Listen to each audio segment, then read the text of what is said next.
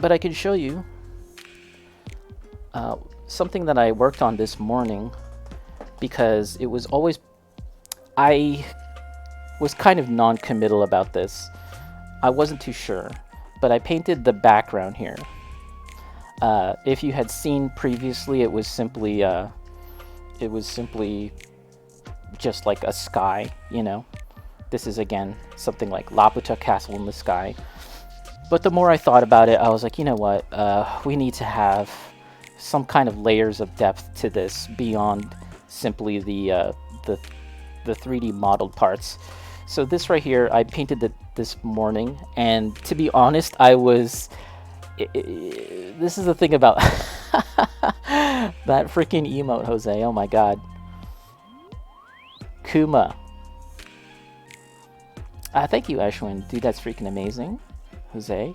Thank you, Jose. Amazing. Appreciate it. And yeah, how's it going, V?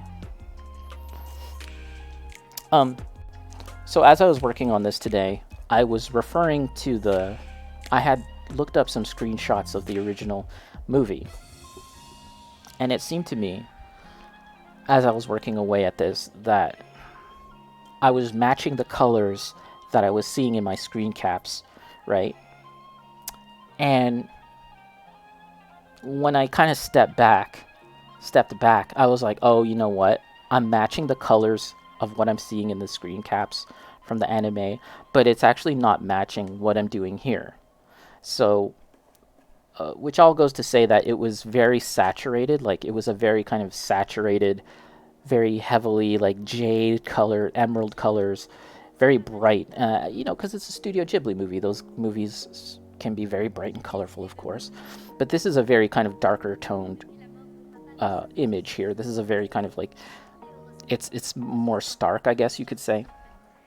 So you can see that I basically just, let me see, if you can see, I basically covered the whole thing with like a white wash, like a white glaze. I took a nice big flat brush and went whoosh, whoosh, whoosh, whoosh, whoosh, and just kind of covered it in like a deep, in like a grayish greenish color, a very light grayish green, to kind of knock it down. And that's what we have here. So, and I think it looks a little better. And mind you, this is simply a background, right? These are supposed to be trees and everything. But the main thing is that it just adds an extra layer of depth, because then we add this guy, and it's not as like, you know, it just doesn't look as distracting, I guess. Here. And I'll try and turn off the lights here. You guys have a little better idea of the colors without the lights blowing it out. And yeah, so you know, it's there, but I didn't want to labor too long on it, because after all, it is just a background, and yeah, that's what we have there. So, and of course, here's the robot itself, which I've hey, it's Paper Joey. How's it going, Paper Joey? Yeah, this is just a lot of layers of various textures as well. Jose saying, I love the textures you used to make this diorama. Yeah, thanks. It's a lot. It's a lot of various kind of products and layers and levels to things to get this look. That's the kind of thing that I always go back to, is this idea that like you're not going to buy a single product.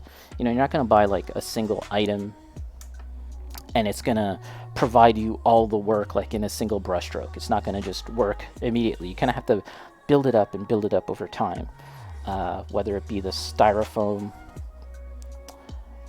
blocks that are carved in, and then you add layers of broken up bricks, and then you add layers of sand and moss, like this moss product here, and then so the other moss product, on and on and on, and you just sort of build it up. Paint, of course,